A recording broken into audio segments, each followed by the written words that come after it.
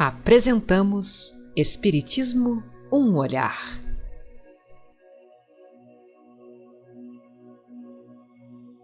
A evolução dos tempos e a doutrina dos espíritos.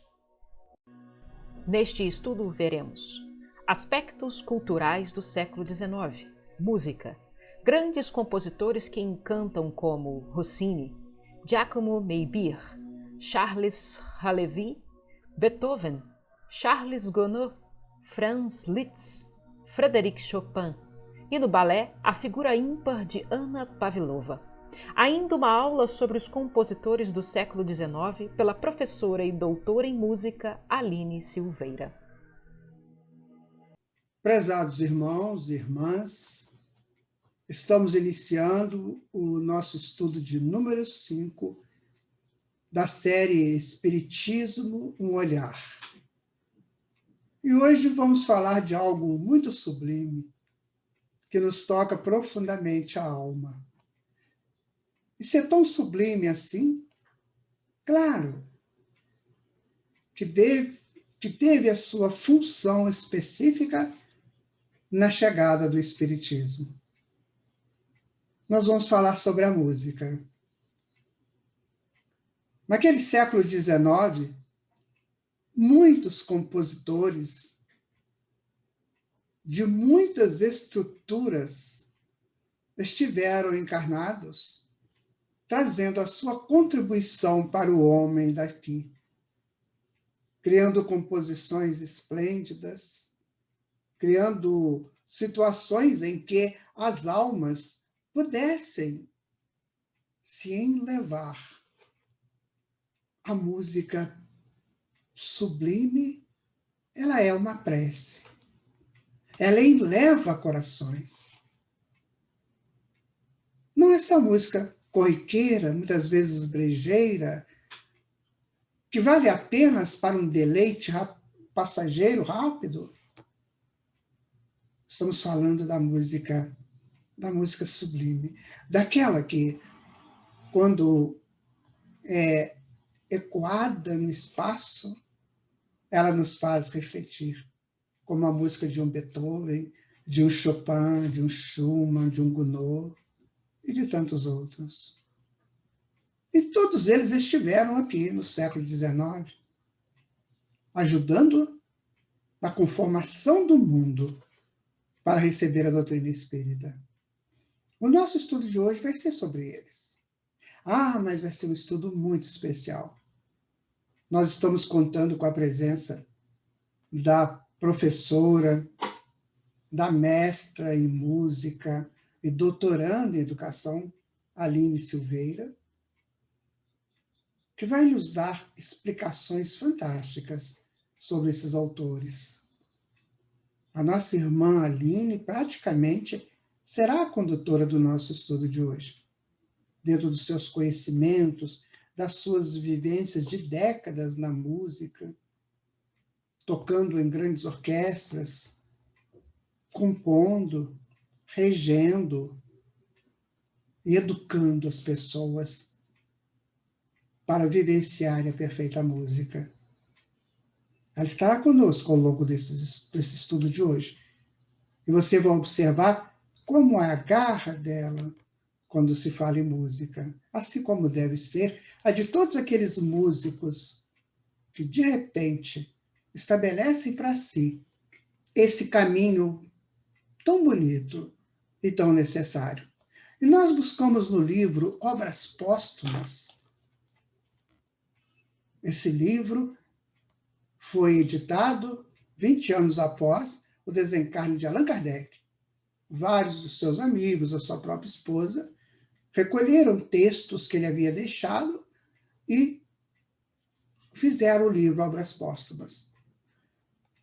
Existe um capítulo chamado A Música Espírita. Nós vamos ler um parágrafo desse capítulo quando vai se falar da harmonia. Então ele vai dizer: a harmonia do espaço é tão complexa, tem tantos graus que conheço e muitos outros que ainda não estão ocultos no éter infinito, que aquele que está colocado a uma certa altura de percepções é como que tomado de espanto, contemplando essas harmonias diversas que constituiriam, se fossem reunidas, a mais insuportável cacofonia, enquanto que o contrário, percebidas separadamente, constitui a harmonia particular a cada grau. Essas harmonias, elas são elementares e grosseiras nos graus inferiores. Elas elevam ao êxtase nos graus superiores. Tal harmonia que fere um espírito nas percepções sutis, encanta um espírito nas percepções grosseiras. E quando é dado a um espírito inferior deleitar-se nas harmonias superiores, o êxtase arrebata-o e a prece penetra-o. O encantamento transporta-o para as esferas elevadas do mundo moral. E ele vive uma vida superior à sua e desejaria continuar a viver assim para sempre. Porém, quando a harmonia deixa de penetrá-lo, ele desperta. Ou, se preferirmos, ele adormece. Em todos os casos, ele volta à realidade de sua situação. E na saudade, que deixa escapar por ter descido, exala uma prece ao Eterno para pedir forças para de novo subir. É para ele um grande motivo de emulação. Percebam, minha gente, o que são harmonias sublimes, harmonias celestes? Nós sabemos que no princípio era o Verbo, e o Verbo se fez carne e habitou entre nós. O que é o Verbo? É a palavra. O que é a palavra? É o som. Então, o som é a origem do universo. O universo nasce e se movimenta e se constitui pelo som. Por isso, as harmonias. E quanto mais elevadas forem essas harmonias, mais sublimes se tornam. Ainda estamos acostumados com harmonias simples, muitas vezes grosseiras, mas que nos encantam, porque está na razão direta das nossas percepções ainda inferiores. Mas quando elevarmos os nossos conceitos de percepção, vamos entender a beleza das harmonias celestes. E ficamos imaginando como deve ser uma harmonia num planeta superior. Como deve chegar o som ali? Como ele deve fluir para os seus habitantes? Por aqui ainda há muito barulho, ainda há muita discussão, ainda há muitos que desejam que a sua voz tenha reconhecimento, embora ela não tenha assim tanto objetivo superior, mas luta para que ela tenha conhecimento. E neste estudo, o que nós vamos fazer? Nós vamos observar como foi a sutileza da espiritualidade a partir do comando de Jesus para fazer representar no mundo essas harmonias no nível que fosse possível.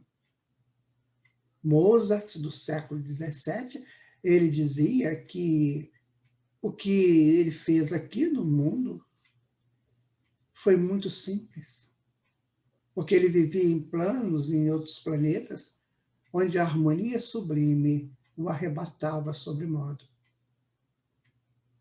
Este é o nosso estudo de hoje. Espero que você goste. Nós vamos ouvir muitas canções lindas, vamos ouvir muitos depoimentos da Aline e seremos, assim, agraciados por este instante de luz, por esse instante de paz, por esse instante de realmente de harmonia. busquemos aqui o nosso auxiliar, né? Que é o nosso slide, que vai nos conduzir também dentro deste estudo. Espiritismo, olhar, estudo 5, aspectos culturais do século XIX, a música. Nós estamos estudando nessa sequência os aspectos culturais. No próximo estudo, nós vamos estudar as artes plásticas. Ecoavam os sons que buscavam o universo e Deus. Pleiteavam a harmonia entre os céus e a terra, que o Espiritismo oferece como futuro de todos. Ecoavam os sons que buscavam o universo e Deus. Pleiteavam a harmonia entre os céus e a terra, que o Espiritismo oferece como um futuro de todos. Estes foram os grandes compositores do século XIX. Disse Rossini: ópera, feitiço sob forma de música, palavra mágica, harmonia de todas as artes, obra artística completa, festas dos olhos, dos ouvidos e da alma. Era assim que o músico percebia naquela época e com certeza em todas as épocas, inclusive na nossa atualidade. A voz humana é o som produzido pelas cordas vocais. O órgão vocal pode ser considerado como um instrumento de sopro em que os pulmões e a traqueia representam o fole. A laringe é o principal órgão do som. A faringe e as cavidades bucal e nasal modificam o timbre. Interessante, né? Essa equipagem que nós temos para produzir som. Já pensaram nisso? Eis a música. Noel Rosa, Espírito, nos diz: a música é a maior expressão do sentimento humano. E Noel Rosa já nos deixou várias canções psicografadas pelo médium Jorge Risini, já desencarnado. Tivemos a honra de conhecê-lo, conversar muito com ele e ouvir essas canções que ele psicografou, principalmente do Noel Rosa. E tivemos, inclusive, a oportunidade de estarmos com a viúva do senhor Noel Rosa, quando um show aqui em Juiz de Fora, das canções de Noel Rosa. O show chamava-se Noel, Ontem, Hoje e Sempre, e era um conjunto, uma banda de São Paulo, que promovia o espetáculo. Magnífico, magnífico.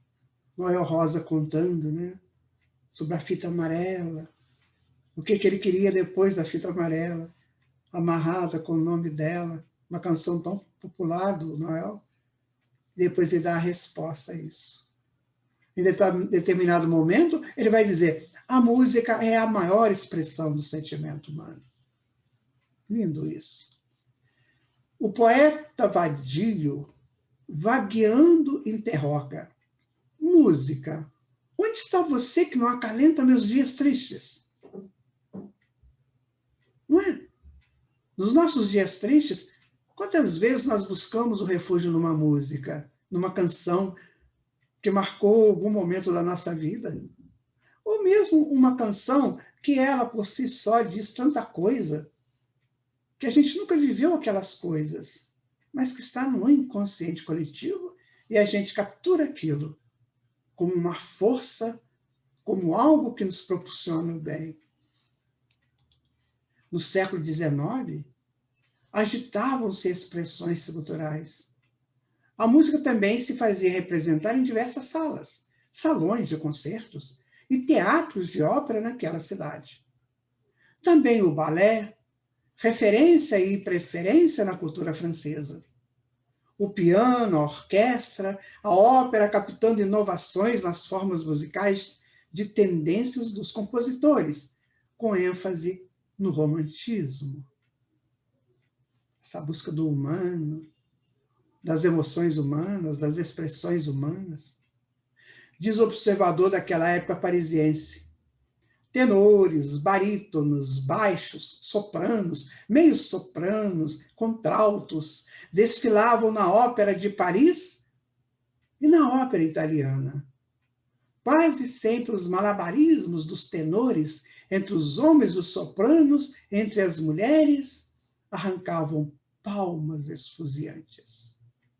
E era interessante, minha gente, que a mais alta nobreza parisiense muitas vezes só podiam assistir a um concerto uma vez por ano. Uma vez por ano. Os concertos eram todos ao vivo, e muitas vezes aquelas orquestras tinham que viajar para atender a outros convites em suas turnês. E quando retornavam àquela praça de início, já se passou, ou já se passaram meses e até um ano. Então era um momento mágico ir ao teatro, assistir uma ópera, assistir um concerto. E hoje é tão fácil, né? A gente liga aqui a internet e já tem logo um concerto que você quiser, gratuitamente. E poucas pessoas usam disso, né? E isso eleva teu coração. Preste atenção no que eu estou te dizendo. A música te ajuda a realizar suas preces. Se você tem dificuldades em orar, em crescer, ouça Schumann, ouça Gounod, Liszt, ouça todos eles. Também Beethoven, Chopin, que você vai sentir a sua alma elevando, elevando. Faça isso. Aí está, minha gente. Esse monumental prédio, a Ópera de Paris. Ela foi fundada em 1669 por Luís XIV da França como Academia de Ópera e rapidamente se tornou Academia Real de Música. Havia também o Palais Garnier, que foi inaugurado em 1875. Podemos melhorar aí a nossa pronúncia, Palais Garnier, que foi inaugurado em 1875. Aqui nós temos também esse Palais Garnier. Duas casas nobres da cultura musical francesa. Muito bonito. Eu já adentrei em vários teatros aqui do Brasil. E teve teatro que eu entrei que eu me senti bem confortado pela arte. Parece que os deuses da arte ficam ali de plantão. Eu me lembro que quando eu entrei no teatro lá de Manaus, Teatro Amazonas, eu não queria sair, eu ficava preso ali dentro. Eu falei, gente, deve ter aqui um deus, uma deusa, ou vários índios e índias, deusas e deusas, que estão aqui. E, de repente, o diretor do teatro me chama, vem cá. Ele nunca me conhecia, me chamou. Aquela cortina principal, né, aquela cortina de abertura, ela retratava o encontro das águas. Era linda a pintura. Então, não se abria aquilo sempre, temendo estragar. Só se abria nos dias dos grandes espetáculos. Ele me chamou e disse, vem aqui. E ele abriu para mim a cortina e eu pude entrar no palco. Tinha os turistas japoneses lá e ficaram preocupados, mas por que para você ele abriu? Eu falei, porque eu sou do teatro. Porque eu sou da arte. E os deuses da arte falaram. Eles advogaram a minha causa. Por isso que eu estou aqui. Então, quando você entrar num teatro, imagina isso. Você está entrando num templo. E lá os deuses daquele templo vão te acolher se você, de fato, quiser se elevar por essa arte sublime. Por essa arte magnífica que são aquelas realizadas em nome da apropriação do homem pelo seu estágio superior. Agora nós vamos começar o nosso estudo. Eu queria chamar a atenção de vocês que a partir deste momento nós vamos contar, como disse, com a participação muito efetiva da Aline, a nossa filha Aline, que tem toda uma estrutura, todo um conhecimento, toda uma vida embasada dentro da música. Ela começou na música aos 6 anos de idade. E hoje, professora de música, diretora até, e ela tem um currículo esplêndido dentro da música. Então, nós pedimos a ela que colaborasse conosco. Era até injusto da minha parte se eu não fizesse isso, conhecendo o potencial dela. Então, a partir desse momento, nós vamos dividir com ela o nosso estudo. Eu tenho certeza que o grande beneficiário será você. Eu também, claro. Mas eu já estou um pouco mais acostumado. Então, vamos lá, recomeçando, né, com o nosso Rossini. Giacomino Rossini. Ele é de 1792 a 1868, italiano, foi uma carreira de sucesso. Compôs a famosa peça O Barbeiro de Sevilha, entre outras, num total que ultrapassa a 40 óperas, de um recurso dinâmico da música que fazia admiradores da arte aplaudi-lo constantemente. O Rossini, inclusive, deu várias comunicações, inclusive essa que nós lemos no início, que estão no livro Obras Póstumas. Aline, fala para nós um pouquinho sobre Rossini. Gioacchino Antonio Rossini nasceu em 1792 e desencarnou em 1868.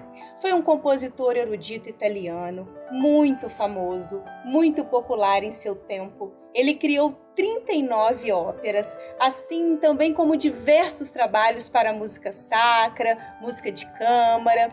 Entre seus trabalhos mais famosos, a gente pode encontrar O Barbeiro de Sevilha, A Cinderela. Rossini nasceu numa família de músicos na Itália. O seu pai era um trompista e a sua mãe era uma cantora. Os pais de Rossini, então, logo começaram sua educação musical. E aos 6 anos de idade, ele já tocava triângulo na banda do seu pai. Aos 14 anos, ele se inscreveu no Liceu Musical da cidade, e então apaixonou-se pelas composições de Haydn e Mozart, mostrando grande admiração por estes compositores.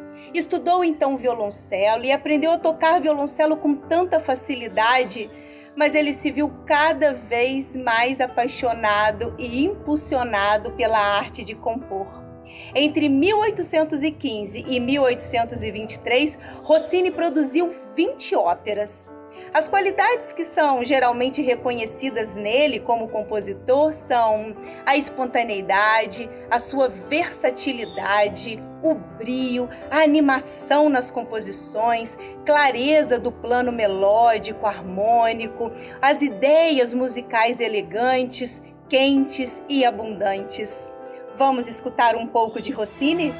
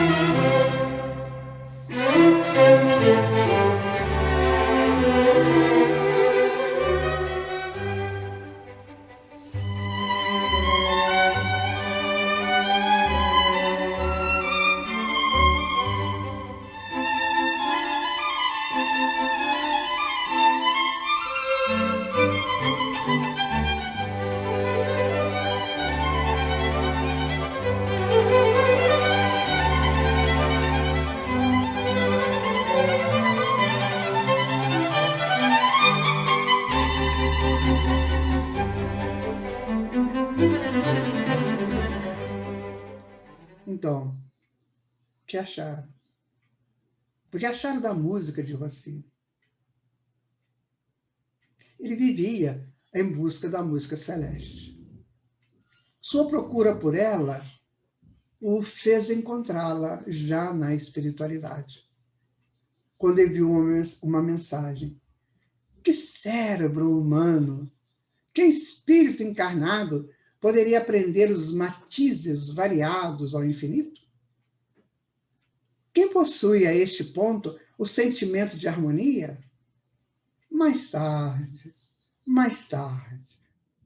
E completa Rossini: voltarei logo, talvez, esperando satisfazer ao vosso desejo e vos dar minha apreciação sobre o estado atual da música, e vos dizer as transformações, os progressos que o Espiritismo poderá nela introduzir.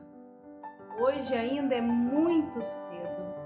O assunto é vasto e eu já o estudei, mas ele ainda me transborda.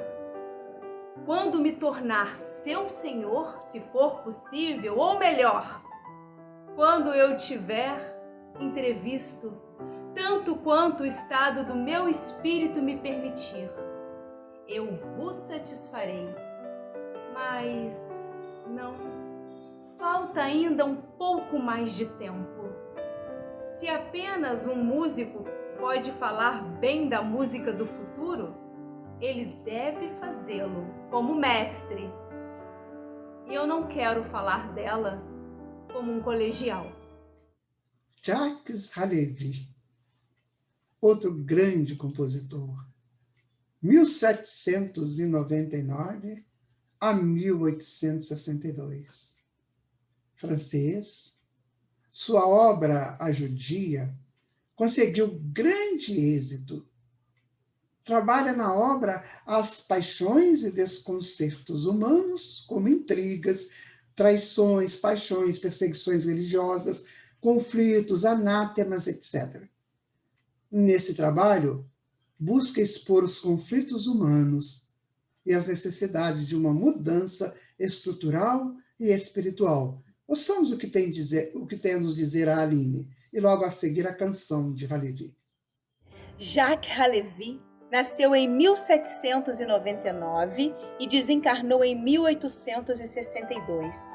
Foi um compositor francês. Nasceu em Paris, filho de um cantor, secretário da comunidade judaica de Paris, escritor, professor de hebraico, francês e filho de uma mãe judia. Halevi entrou no Conservatório de Paris com 9 anos de idade e, em 1809, se tornou um aluno bem protegido pelos seus professores. Halevi, anos mais tarde, foi mestre de coro em um teatro municipal, enquanto ele lutava para conseguir realizar uma ópera sua no teatro. Foi nomeado professor do Conservatório de Paris em 1827 e membro da secretaria em 1836. Ele escreveu cerca de 40 óperas. Ele foi eleito para o Instituto Francês em 1836, mas seus sucessos reais foram relativamente poucos com a música. Mas pelo menos 3 óperas receberam alguma aclamação crítica e popular.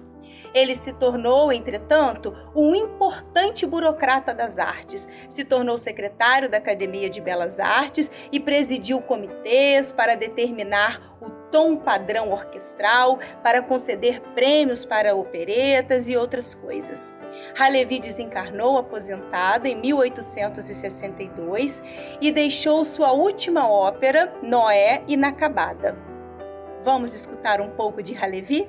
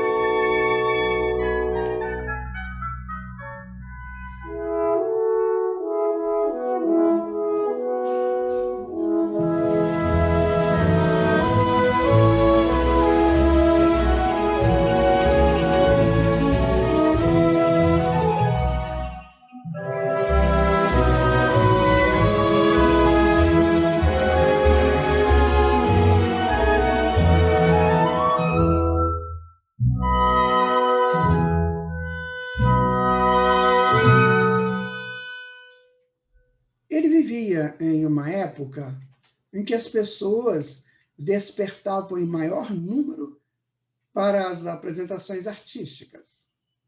A ópera ela fazia grande sucesso e, através delas, os músicos daquela época buscavam o enlevo pessoal dos espectadores, a partir de apresentações apoteóticas. Era o despertar do espírito dentro de uma nova época. Imagine você, meu amigo, imagine você, minha amiga, que coisa interessante. Olha só, aqueles espíritos do século XIX, eles estavam ainda se adaptando a um novo conceito de vida. Estavam vindo de passados assim muito estranhos. E, de repente, eles entram num século em que as coisas vão modificar sobremodo dentro da cultura humana, através dos avanços das pesquisas científicas e tecnológicas e também os avanços sociais. Então, era preciso mexer com aquelas pessoas. E a música foi um desses grandes e poderosos efeitos de chamar o homem para a sua adequação ao novo tempo. Esses compositores, minha gente, tiveram uma função ímpar naquele processo de adaptação do homem ao novo mundo e, nesse novo mundo, o recebimento da terceira revelação. Esplêndido isso. É preciso que a gente analise, assim, essas fases históricas da humanidade, porque senão fica muito esparso, muito sem sentido. O que teve Rossini e Halévy nesse contexto todo? Eles estavam chamando o homem, buscando o homem, acordando o homem para uma nova etapa. Vocês concordam, minha gente? Acordando o homem para uma nova etapa. Por isso que nós agradecemos muito a eles.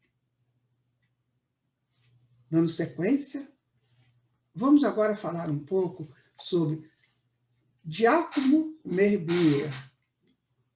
Difícil o nome dele, né? Quem foi essa pessoa? Ele nasceu em 1791, desencarna em 1864, era alemão. Obras de grandes ostentações fizeram deste pianista e regente ser um acontecimento musical do século XIX.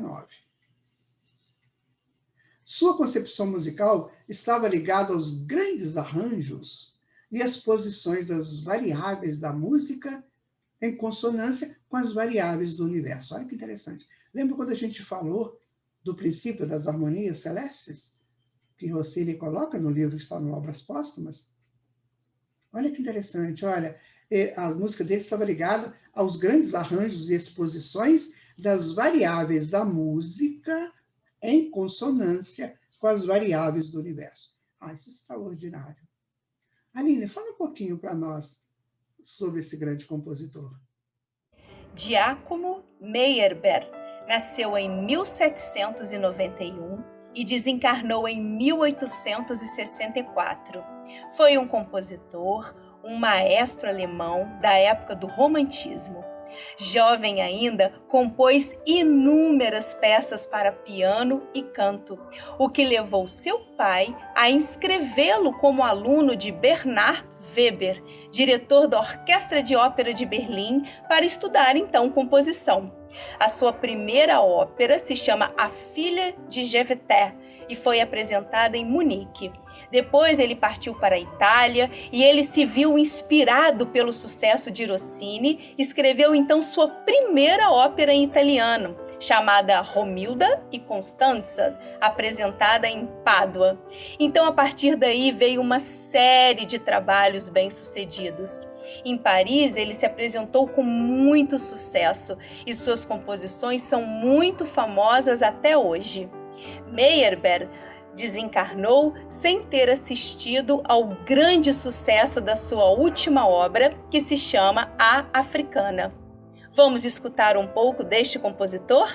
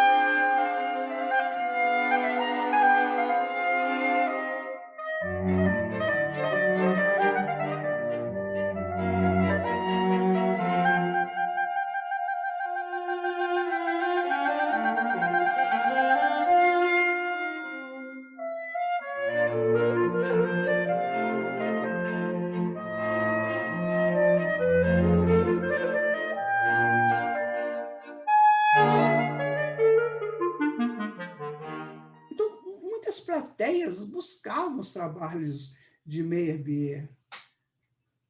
O que mais tarde caracterizava em sua personalidade era o fato de ter nascido entre tantos gênios musicais e manter-se firme. Ele nasceu na época de Chopin, de Beethoven, de Liszt e de Rossini, de Schumann, de Gounod, e ele se mantém firme, acreditando sempre no seu potencial. E, com isso, deixou o legado da constância nos objetivos. Se nasci entre gênios, também sou um deles, afirmava. Mas, gente, o quanto... Isso emociona, né? O quanto que a gente tem que entender que se nós estamos vivendo nessa época de tamanhas genialidades científicas, filosóficas, teológicas, sociais, a gente também é um gênio. E vamos viver assim. Vocês perceberam a música dele? Uma música bonita que arrebata. Estamos conseguindo trazer para você essa informação da importância da música do século XIX naquele, como que, farfalhar o coração para que a semente pudesse penetrar? Então a música fez isso. Ela mexia essa terra do coração. Ela jogava gotas de luzes, gotas de harmonias, para que a mensagem do Espiritismo pudesse penetrar. E há pessoas que acham que não se pode misturar música com estudos espíritas. Ó Deus, se o Senhor mandou, se eles vieram, e vieram na época do início do Espiritismo, quem somos nós para dizer alguma coisa? Vamos continuar, né, gente? O nosso estudo de hoje está lindo, não está? Richard Wagner. Fantástico, Wagner. Quem era? Ele nasceu em 1813 e foi até 1883. É um alemão. Seus temas musicais estão associados com caráter individual, lugares, ideias ou outros elementos. Não era um compositor da contemplação. Ele foi pioneiro em avanços da linguagem musical, que muito influenciou no desenvolvimento da música erudita europeia. Grande contribuição de Wagner. Dizem que ele andava pelos corredores da ópera de Paris, buscando aqueles compositores, dizendo: eu também tenho algo para mostrar. E quando permitiram, ele se fez gênio. Fala um pouquinho para nós, Aline, de Wagner. Richard Wagner nasceu em 1813 e desencarnou em 1883. Ele foi um maestro, compositor, diretor de teatro e também ensaísta alemão. Primeiramente, ele ficou muito conhecido pelas suas obras. As composições de Wagner, principalmente aquelas do fim do período, são notáveis por suas estruturas bem complexas, suas texturas, harmonias ricas, orquestração, encontro de diversificados instrumentos musicais e um uso muito elaborado das melodias, dos temas sociais associados com o caráter individual, com lugares, com ideias ou até mesmo outros elementos.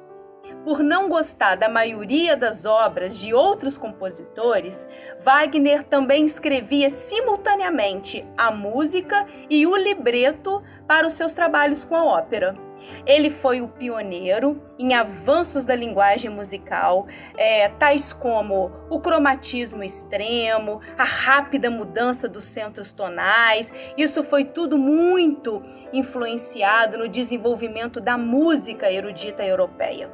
A sua ópera, Tristão e Isolda, é muitas das vezes descrita como um marco no início da música moderna. A influência de Wagner, ela vai além da música. Ela é também sentida na filosofia, na literatura, nas artes visuais, no teatro. Ele teve a sua própria casa de ópera e foi inclusive nessa casa que vivenciou-se muitas premieres mundiais e onde as suas obras mais importantes continuam a ser produzidas até hoje, né, em festivais anuais que existem e são dirigidos atualmente pelos seus descendentes. A sua extrema obra sobre música, drama e política tem atraído extensos comentários nas recentes décadas, especialmente onde existe esse conteúdo relacionado ao antissemitismo. Wagner, ele conquistou tudo isso, apesar de viver até suas últimas décadas em exílio político, apesar de ter vivenciado amores turbulentos, pobreza, fuga de seus credores. Mas o impacto das suas ideias pode ser sentido em muitas artes ao longo de todo o século XX. Vamos escutar um pouco de Wagner?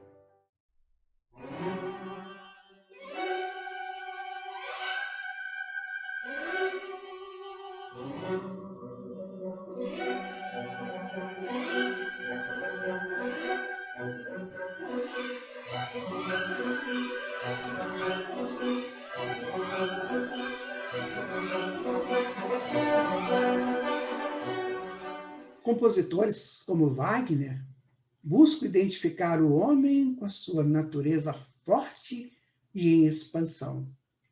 Sua música leva-os a roubos e intensidades que a individualidade necessita para seus avanços no campo da evolução, o que nós estávamos dizendo. Ouvindo Wagner, diria um admirador, sinto meu peito explodir de possibilidades que eu mesmo desconheço.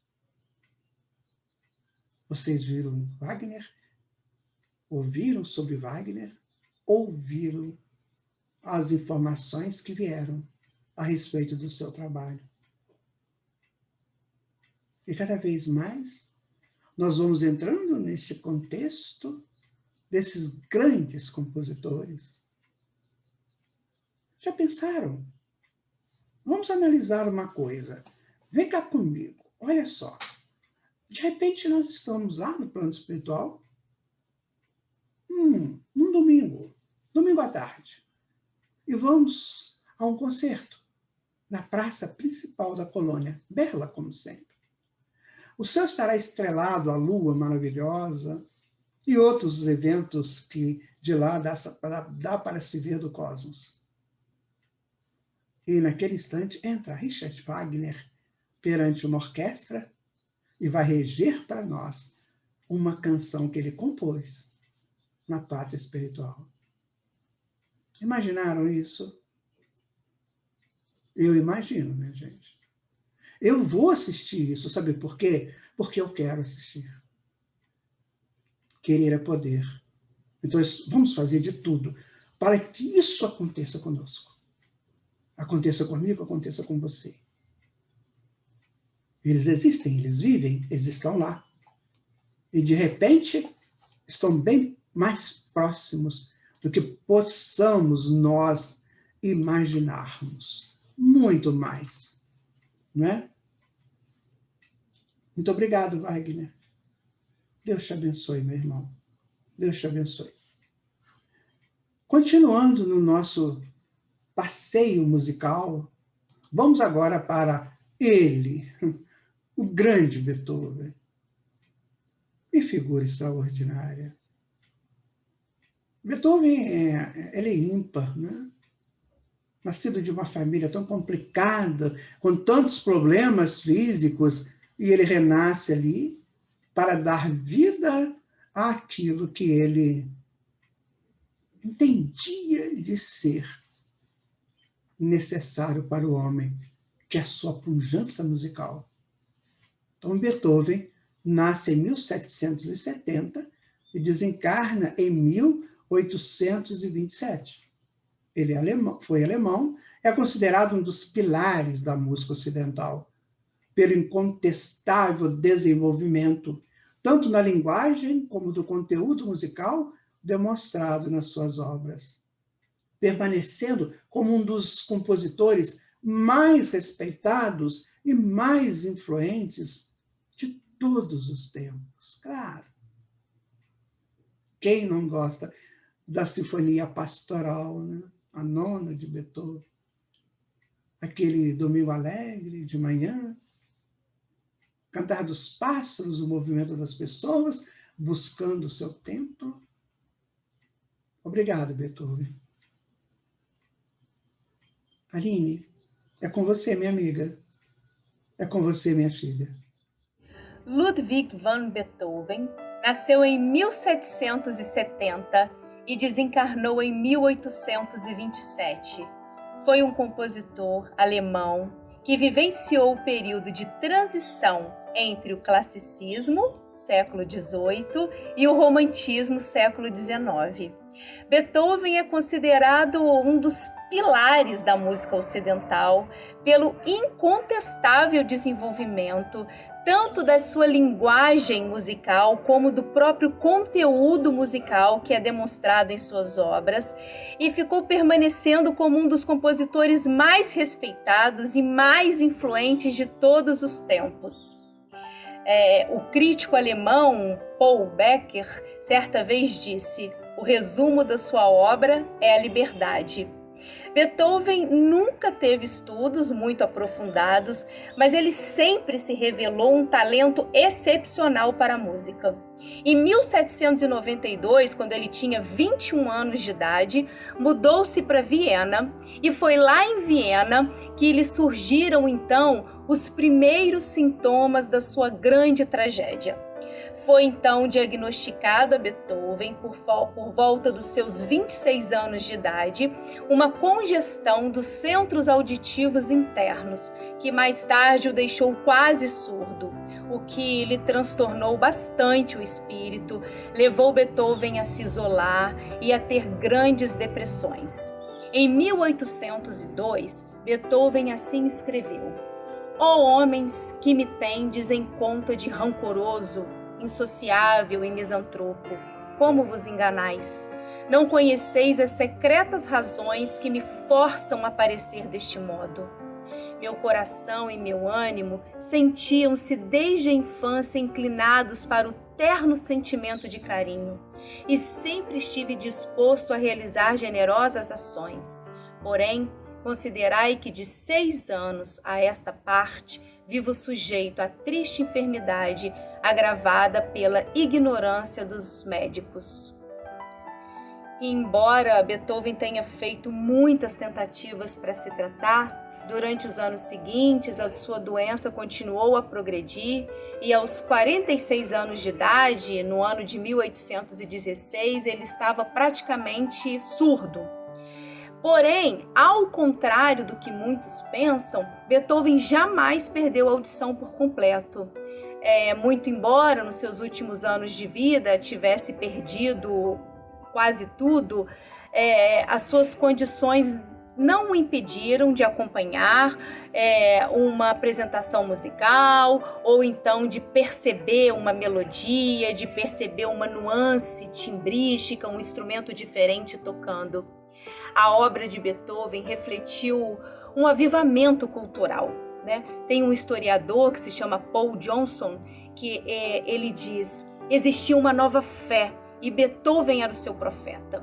Não foi por acidente que, aproximadamente na mesma época, as novas casas de espetáculo recebiam fachadas parecidas com as dos templos, exaltando assim o status moral e cultural da sinfonia e da música de câmara. Então a gente começa a perceber que a partir de Beethoven a música nunca mais foi a mesma. As suas composições eram criadas sem muita preocupação em respeitar regras composicionais que até então eram muito seguidas. Ele foi considerado um poeta músico, foi o primeiro romântico, primeiro compositor romântico, como eu disse, viveu essa transição do classicismo para o romantismo, apaixonado pelo lirismo dramático e pela liberdade de expressão. Foi sempre condicionado pelo equilíbrio, pelo amor à natureza, pelos grandes ideais humanitários. Beethoven inaugura, portanto, a tradição de composição livre, daquele que escreve a música para si, sem necessariamente estar vinculado a um príncipe ou a um nobre. Hoje em dia, muitos críticos o consideram como o maior compositor do século XIX, a quem se deve a inauguração do período romântico, enquanto outros críticos o distinguem como um dos poucos homens que merecem a adjetivação de gênio. Então, vamos escutar um pouco de Beethoven?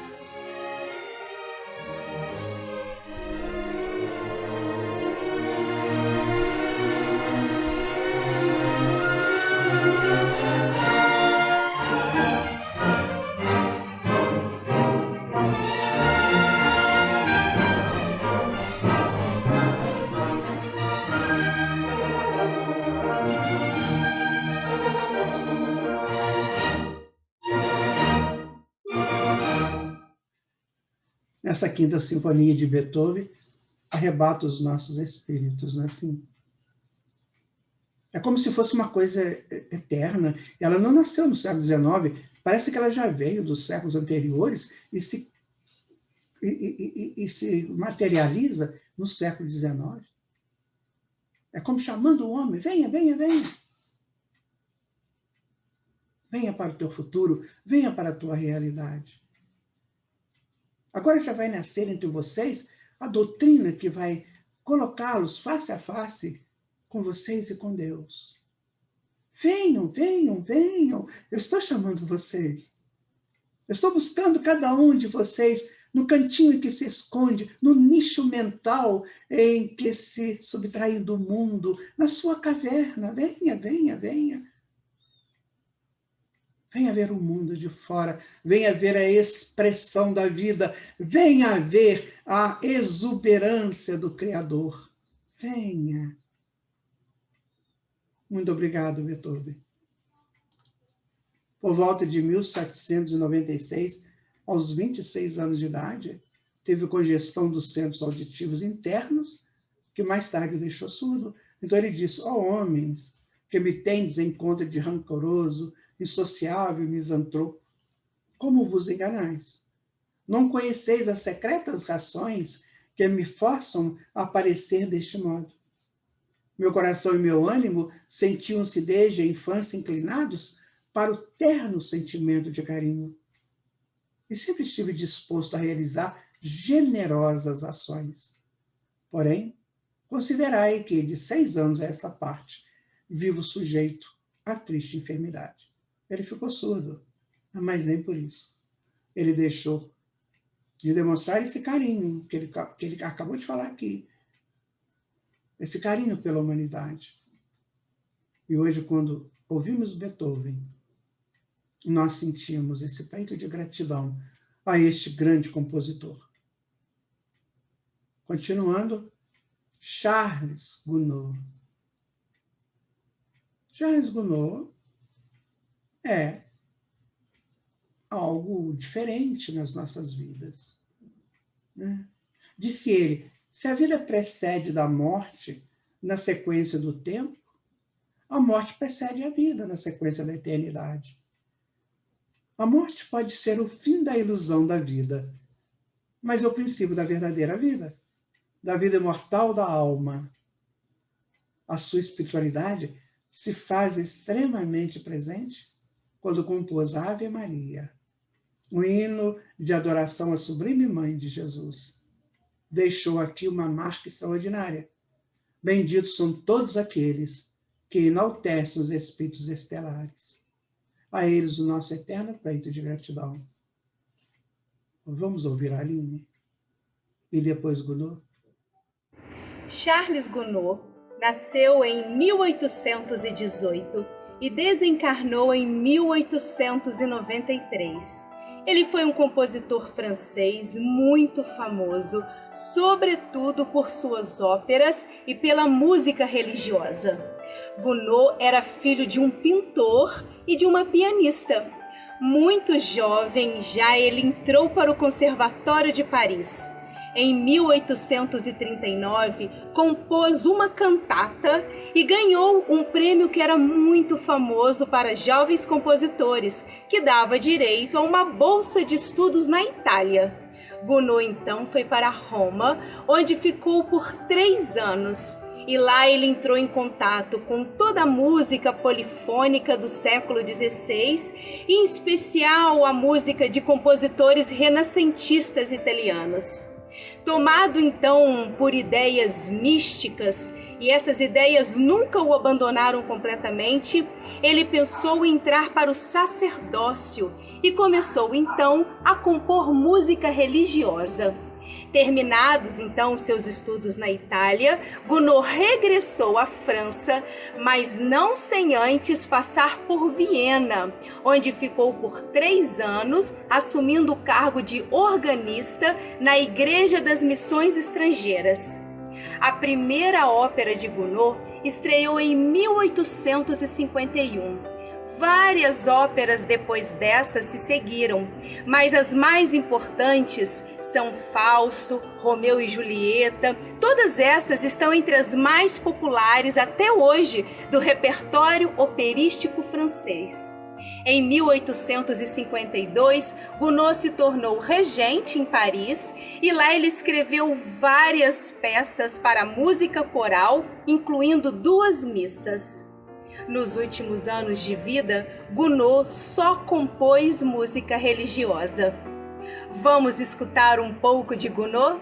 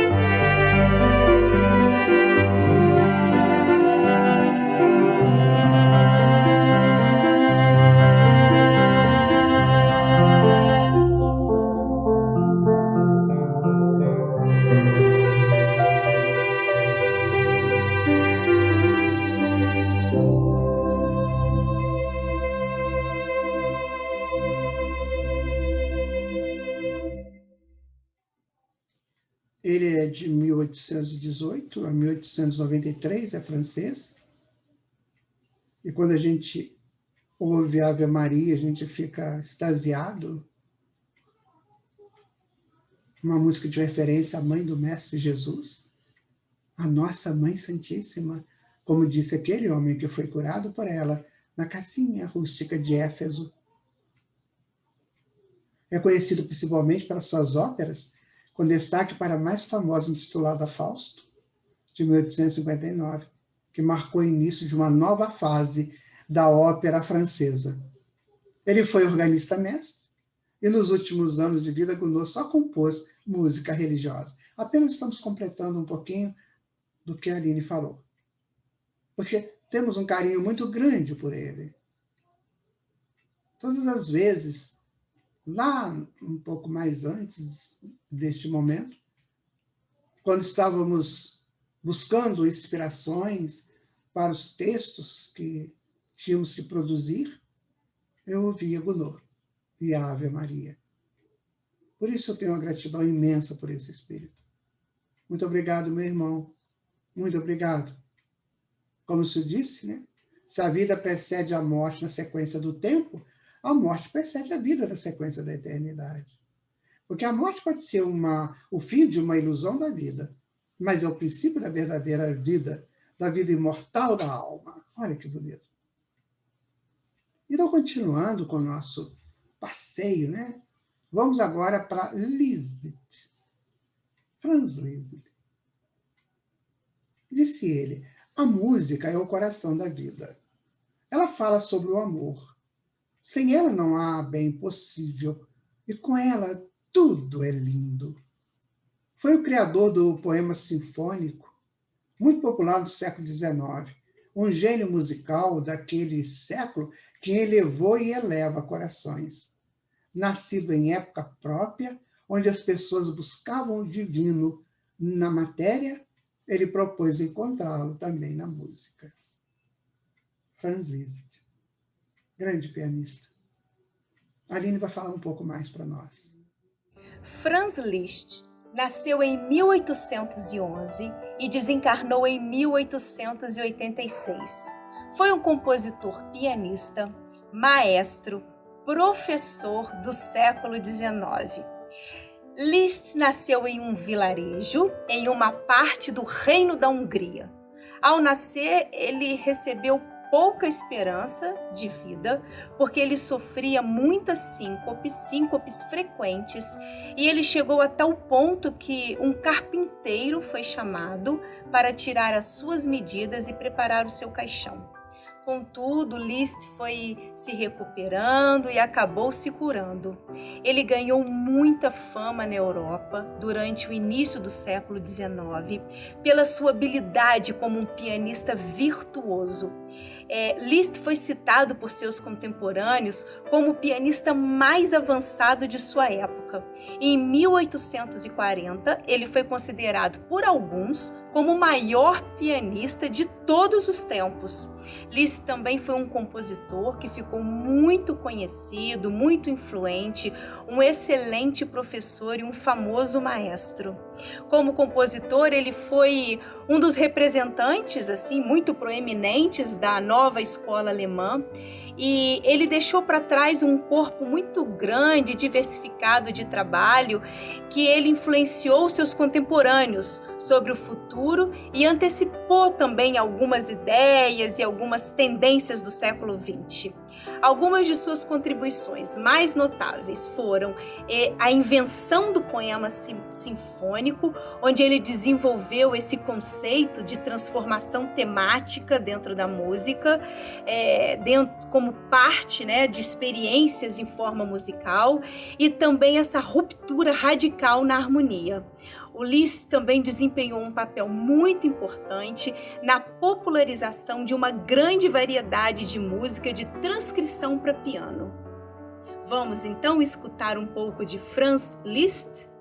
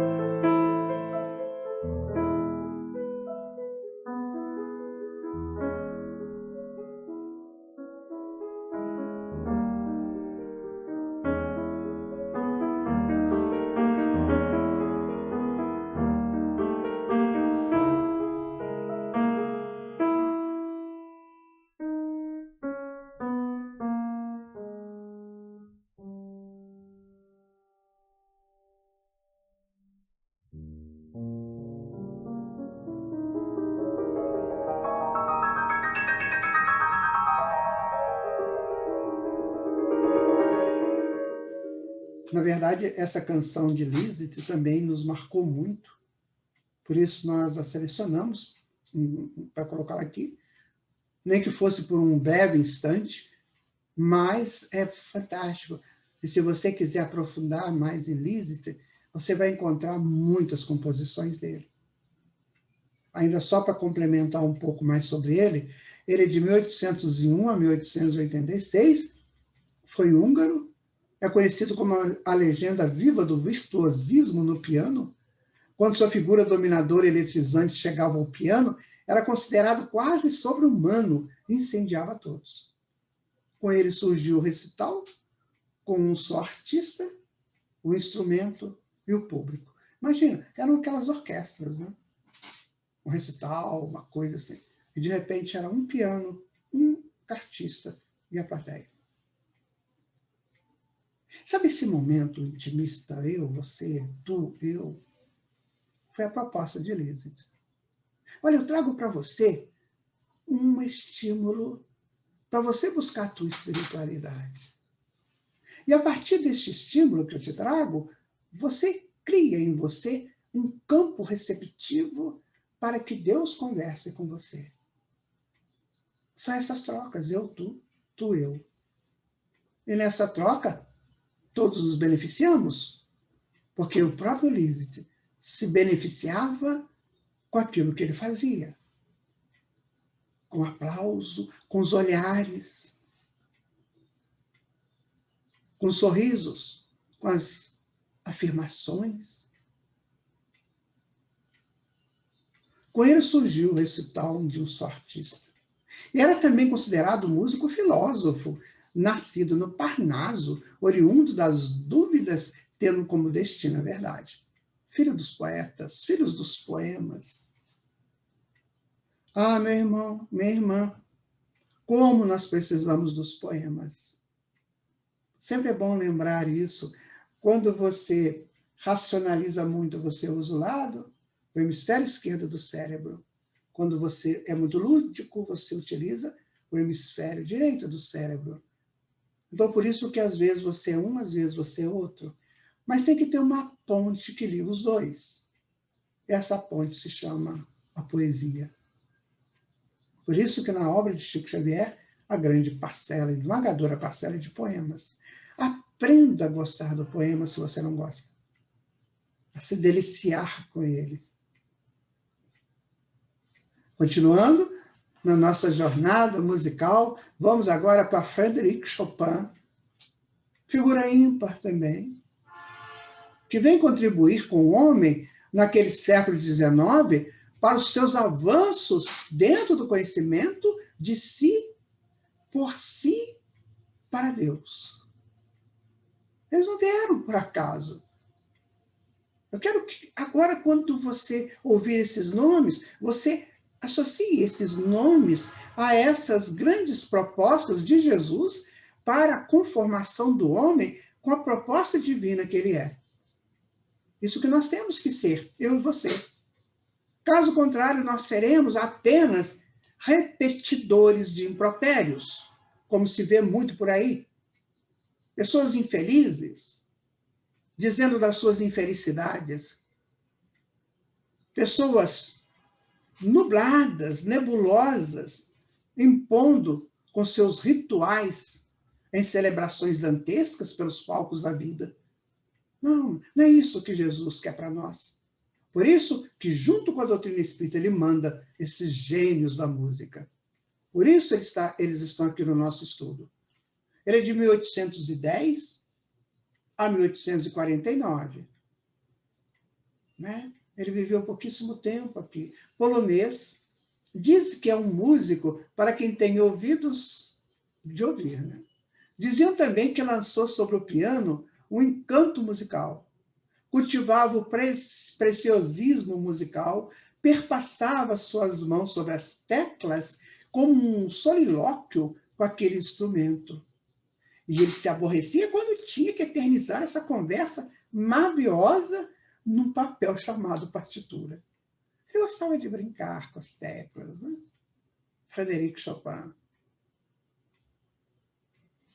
Vamos ver o que a Aline tem a nos dizer sobre ele e depois a canção de Chopin. Frédéric Chopin nasceu em 1810 e desencarnou em 1849.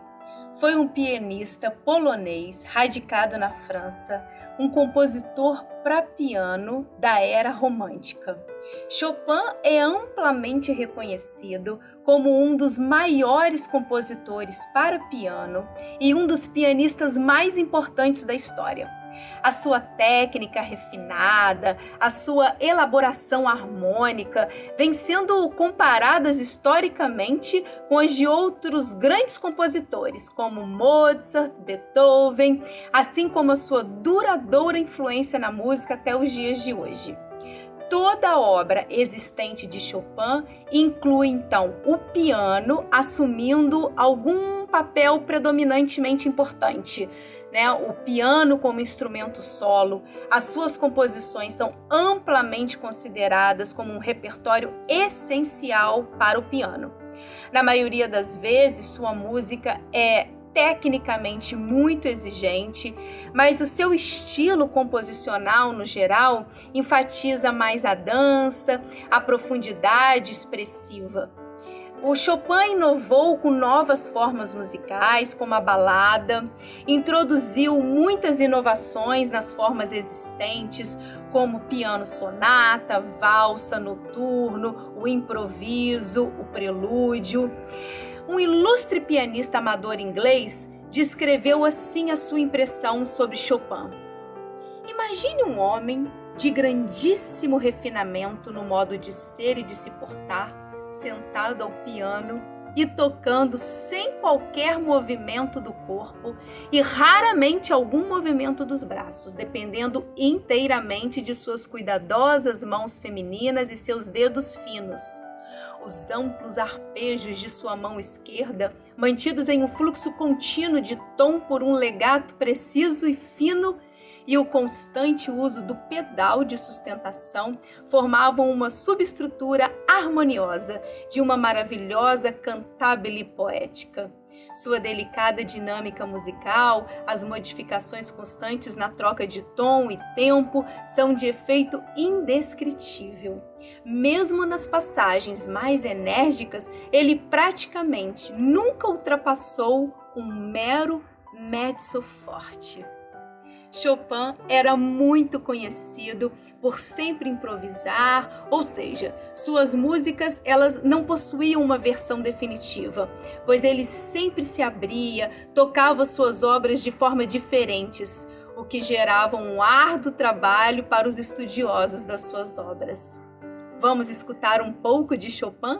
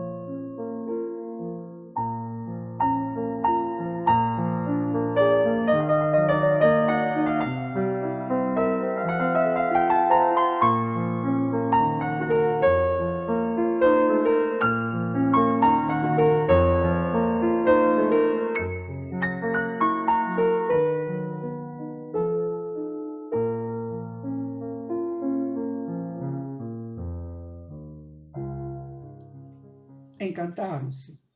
Eu estou encantado. Então disse ele, a simplicidade é a conquista final. Depois de ter tocado uma quantidade de notas e mais notas, é a simplicidade que emerge como uma recompensa coroada de arte. Sua passagem aqui foi tão rápida, provavelmente veio cumprir uma parte final da sua evolução neste planeta. Prova disso está numa das suas reflexões. Toda dificuldade evitada se tornará um fantasma mais tarde, que perturbará nosso descanso. Então, se o problema chega, eu tenho que vencer o problema. Porque toda dificuldade que eu evito, ela pode se tornar mais tarde um fantasma que vai perturbar o nosso descanso. Vejam como que esses espíritos são extraordinários no conhecimento.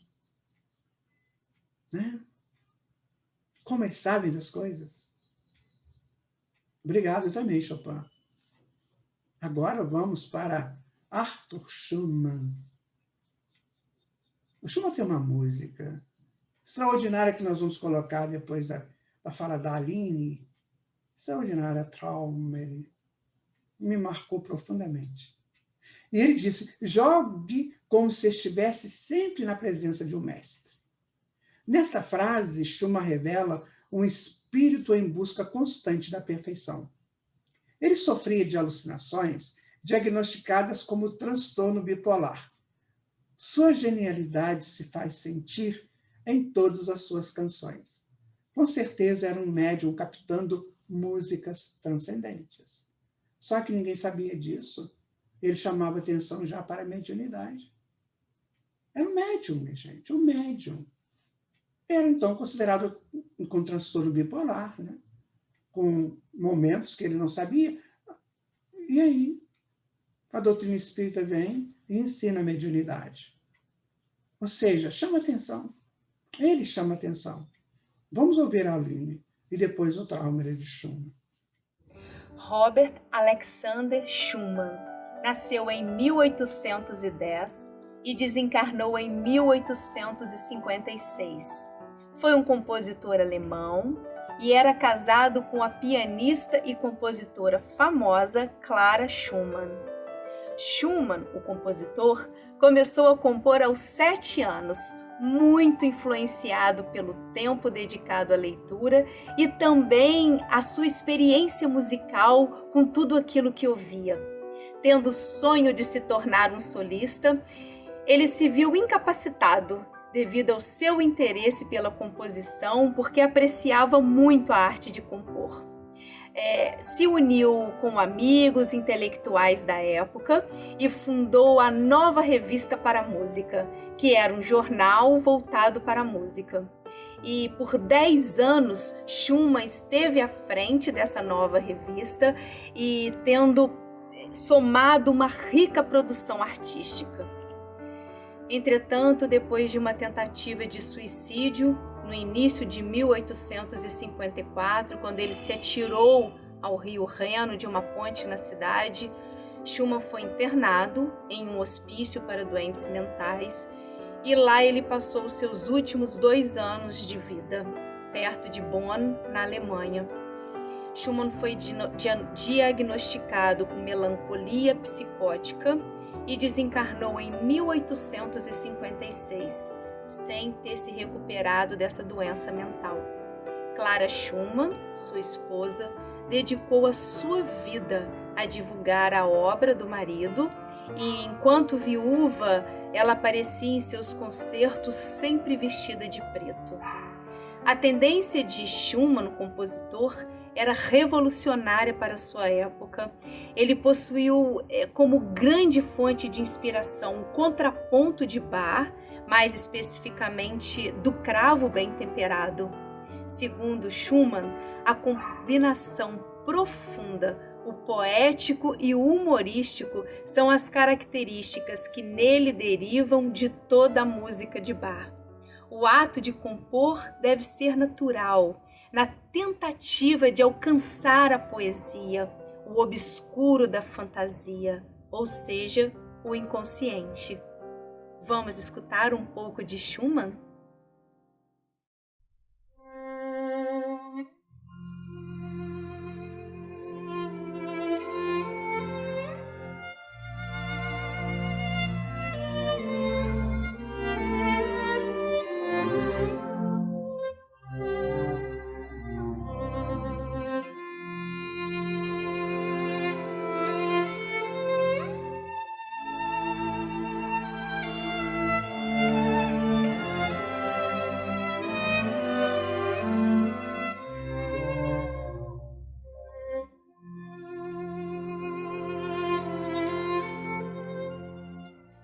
Não é magnífica a sua canção? Ele nasce em 1810 e vai até 1856, como já foi dito.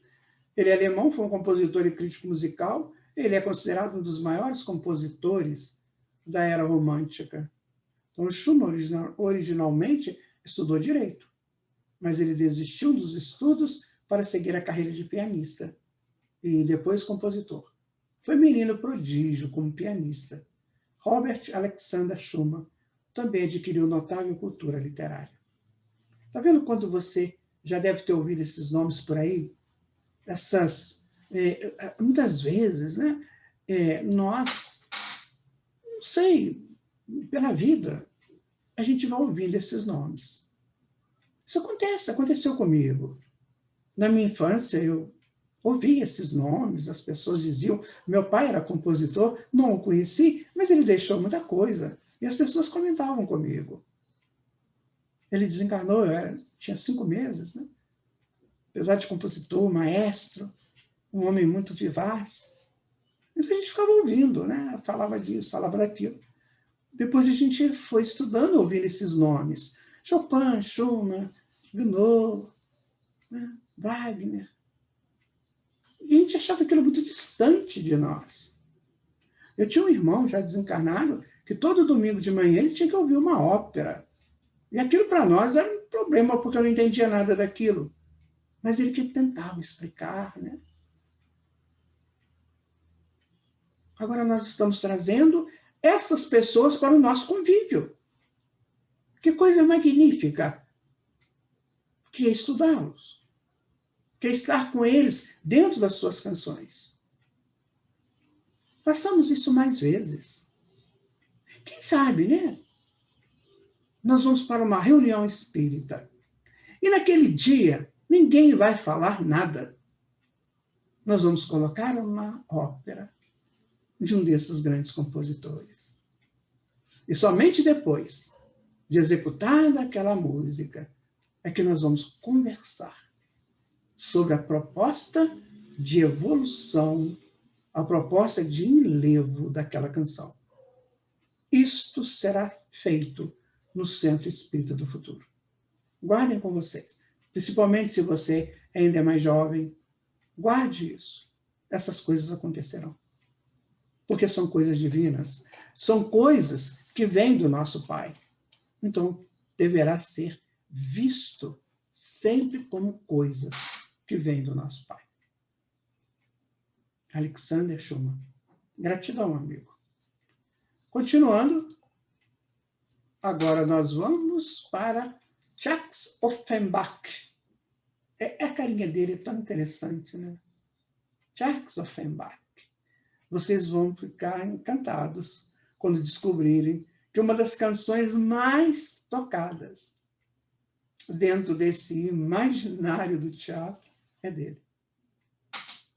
Vou deixar de surpresa para vocês. Bom, Offenbach é de 1819 a 1880. Ele é alemão. A dança era comum entre os malandros parisienses e Offenbach trouxe para os teatros de Paris. Era uma dança vivaz, contagiante. Era o cancan. Ele é o compositor do cancan, minha gente. E que marcou o século em bailes, quadrilhas e manifestações esfuziantes. É considerado um compositor popular que levava para os palcos a outras facetas das apresentações musicais. Aline, por favor, fala um pouquinho mais de Offenbach e depois a gente vai ouvir um pouquinho do cancan. Jacques Offenbach Nasceu em 1819 e desencarnou em 1880. Offenbach foi um compositor e um violoncelista francês de origem alemã da era do Romantismo. Ele foi um precursor do teatro musical moderno. Nasceu em 1819, como eu já disse, e aprendeu as primeiras noções de música com seu pai, que era um cantor da sinagoga da cidade. Aos 12 anos, ele já era um exímio violoncelista, razão, então, pela qual a sua família decidiu enviá-lo a Paris, porque lá ele poderia receber uma melhor educação musical. Ele foi considerado pela crítica como Liszt do violoncelo. E ele não só se dedicou a compor várias obras para esse instrumento, como também participou de uma série de concertos nas principais capitais europeias. A fama e a popularidade de Offenbach subiram às alturas. Em 10 anos, ele escreveu 90 óperas, e a maioria dessas óperas fez muito sucesso.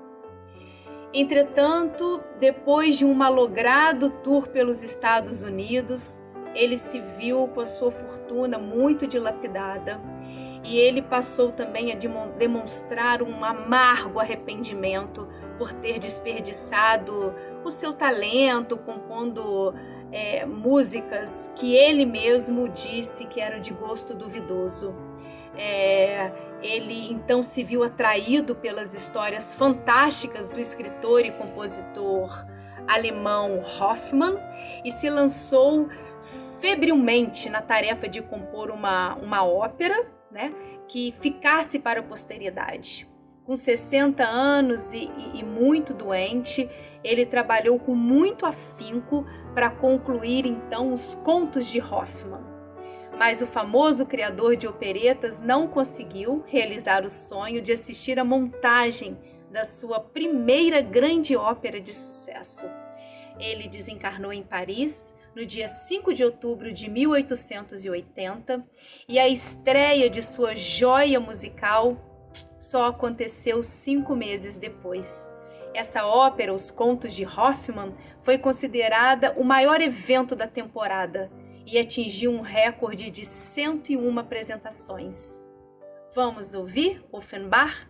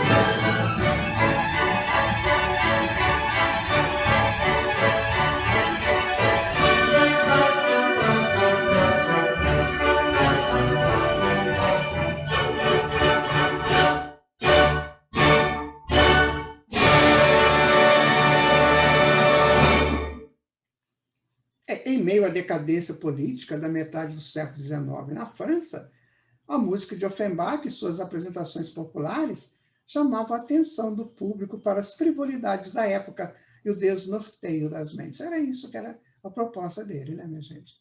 Aquela frivolidade da vida social, né? Aquelas danças buscando para o sensual. Isso é frívolo. Porque nós temos a nossa sexualidade.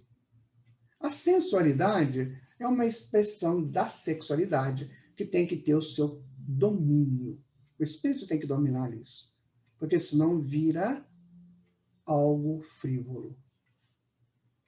E Offenbach dizia isso. Olha, vocês estão sendo frívolos quando vocês poderiam ser mais equilibrados. A sua contribuição foi muito mais séria do que se sabe. Ele viu o caos e falou de Orfeu no inferno como um alerta a todos. Foi o contraponto dos clássicos e, com isso, colocou uma visão do que pode acontecer quando se perde a harmonia. Ele mostrou isso. Não é? Isso que a música dele, que o trabalho dele nos leva a refletir. Todo esse preparo, né? Então, nós queremos crescer dentro da vida espiritual? Queremos? Queremos. Então, vamos ver essas coisas. A canção nos eleva. Ela nos ajuda nas nossas variações mentais a fim de buscarmos outras sintonias superiores, as harmonias celestes. Mas se nós descambarmos, vamos ficar presos às frivolidades do mundo. As coisas brejeiras, que nem sempre traduzem-se em poemas. Porque você pode ter uma canção brejeira, mas com um belo poema, como nós temos. Agora, uma canção brejeira, que não tem poema, não dá em nada, né? Também temos que falar de Anna Pavlova, né? Essa criatura ímpar. Anna Pavlova, bailarina, sabe? Ela é de 1881 a 1931, foi russa, foi bailarina de talento e carisma excepcionais. Ela fascinou o mundo da dança no fim do século XIX e na primeira metade do século XX. Seu extraordinário talento, suas interpretações extremamente pessoais deram um novo sentido ao balé clássico. A Morte do Cisne é uma das suas maiores interpretações. Uma grande bailarina. Essas bailarinas, elas me lembram, sabe? Assim, não vou nem dizer gorjeio de aves, não. Elas me lembram a dança das cordas. Sabe? Esse flutuar das cordas no infinito do universo. Gerando aqueles sons, né? Gerando ondas, gerando partículas. Sabe? Aquela coisa da corda, assim. Então, as bailarinas, os bailarinos me lembram isso. Esse flutuar dessa dança das cordas, dessa dança de Shiva. É encantador. Eu iluminei muito o balé. Eu ficava encantado com aqueles volteios, né? Com aquelas coisas magníficas. Parabéns a vocês, bailarinos, bailarinas, que fazem dessa arte uma proposta de leveza do espírito, porque para o espírito dominar um corpo físico pesado, naqueles volteios, naqueles pulos, naqueles saltos, naqueles encontros no ar, você tem que ter um domínio pleno do seu corpo. Então, você é um espírito que domina a sua matéria. Parabéns por isso. Você não deixa a sua matéria te dominar. É um grande exemplo, é uma grande proposta para todos nós. De repente, termos que nos tornarmos bailarinos e bailarinas para dominar as nossas tendências materialistas. Ou as nossas tendências ligadas à subjugação da matéria. A dança é uma das expressões da arte em movimento. O espectador perpassa seus caminhos mentais e mnemônicos em busca de um lugar onde o belo já se estabeleceu em definitivo, na mônada em expansão. O balé é, assim, uma forma de acrescentar o belo em si, novas manifestações do belo como um todo. Anna Pavlova contribuiu na formação deste estado de espiritualidade futura. Vejam vocês. Eu não gosto de balé, eu não gosto. Mas analisa. Vai lá pelo menos uma vez. E observa o que aquilo mexe com você. Né? Aquelas roupas bonitas, aquelas indumentárias todas, aqueles estágios extraordinários de cada passo do balé clássico ou de outro. Também gosto do balé contemporâneo. Todas essas expressões da arte e movimento, dita como balé. Vai lá assistir um pouquinho. Deixa teu coração se envolver com aquilo. Você vê como é que vai ser lindo. Como vai ser difícil você sair do teatro depois. Porque o Deus, ou os deuses do balé, vão falar com você, fica mais um pouco, ou volte sempre. Não é, minha gente? Muito extraordinário, né? Há uma quantidade enorme de compositores do século XIX que brilharam com as suas composições e performances. A música, como maior expressão do sentimento humano, trouxe para o mundo naquele século um desejo de firmar-se como romântico, como pós-clássico, como populares, como partícipes de um momento de libertação espiritual e de buscas às novas experiências no campo das expansões pessoais. Foi a música também. Quanta coisa bela, meu Deus, para a gente analisar no futuro, né? Então, quem viveu a efervescência da música naquele século XIX marcou profundamente em si um tempo em que o espiritual exigia a passagem no coração humano. Jesus, na sua imensa bondade, liberou o renascimento de grandes compositores e intérpretes, como a nos concitar a busca de um novo que fosse exemplar, que fizesse a diferença em nós e que nos conduzisse a um estado de harmonia, tornando-nos capazes de receber o ensino dos espíritos superiores pela doutrina espírita. E é assim que tudo se encadeia na natureza, como nos diz o Livro dos Espíritos, na questão 540. Dá uma lidinha lá. Do átomo primitivo ao arcanjo. É tudo um volteio, minha gente. É tudo uma maravilha, que não dá para a gente saber ao certo, né, como que foi. E aqui, nós estamos terminando o nosso estudo de hoje. Espero que ele tenha mexido com você, com seu coração, com a sua vontade de ter o novo, de ser do novo. E como a doutrina espírita é nova, de ser de doutrina espírita. Você observa como nós espíritas buscamos todos os contínuos da vida para entender a nossa doutrina? Esses movimentos que aconteceram no mundo, porque tudo que aconteceu foi porque Jesus permitiu que acontecesse. Porque ele é o diretor espiritual do planeta Terra. Se você não acredita, eu lamento. Mas eu te aconselho a estudar o livro A Caminho da Luz ou assistir aqui os vídeos aulas que fizemos sobre o livro A Caminho da Luz, para você entender essa presença de Jesus no mundo. Então, ele mandou esses compositores, mandou essas pessoas, mandou a Anna Pavlova, mandou outros tantos. Para quê? Para preparar o coração humano para novos momentos. É por isso que nós somos gratos eternamente pela proposta do Espiritismo. Essa proposta que vai fazer com que o homem, em seus avanços espirituais, possa conhecer a si mesmo, possa se autodescobrir, se auto-organizar-se para o seu próprio futuro. A evolução individual. Eu faço a minha, você faz a sua. E o todo é dirigido por um mestre, por um Cristo planetário, que aqui nós conhecemos com o nome de Jesus. Pensemos assim, minha gente. Não fiquemos mais parados, esperando alguma coisa que vai acontecer. As coisas estão acontecendo. E já vem acontecendo de sempre. Só que nós viemos nesse rolo do sempre e não percebemos como nós estávamos nos transformando até chegarmos a esse momento.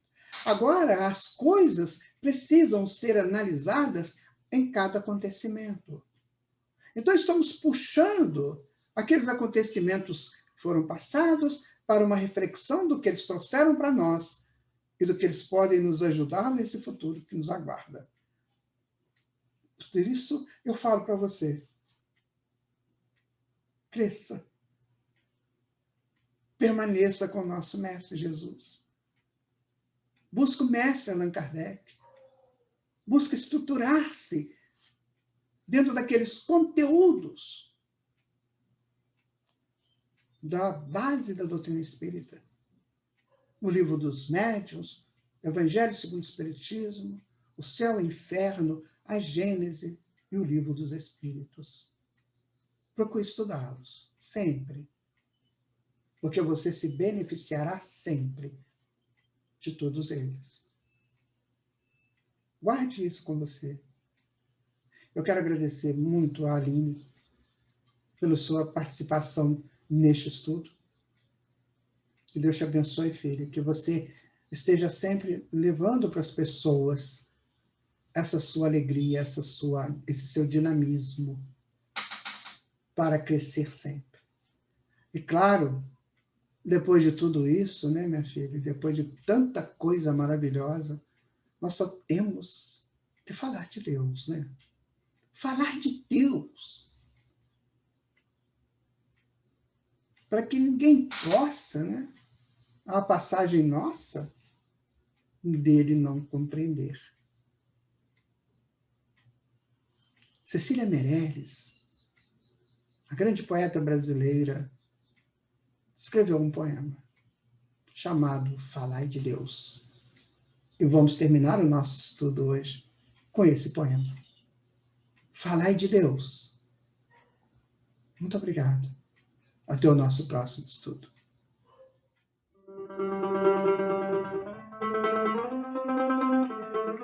Falai de Deus com clareza, da verdade, da certeza, com o poder de corpo e alma que não possa ninguém a passagem vossa não entendê-lo. Falai de Deus brandamente, que o mundo se pôs dolente. Falai de Deus com doçura, que é difícil ser criatura, bem o sabeis. Falai de Deus de tal modo que por ele o mundo todo tem amor à vida e à morte, e de vê-lo o escolha como modelo superior. Com vós, pensamentos e atos, representai tão exatos os reinos teus, que todos vão livremente para este encontro excelente. Falai de Deus.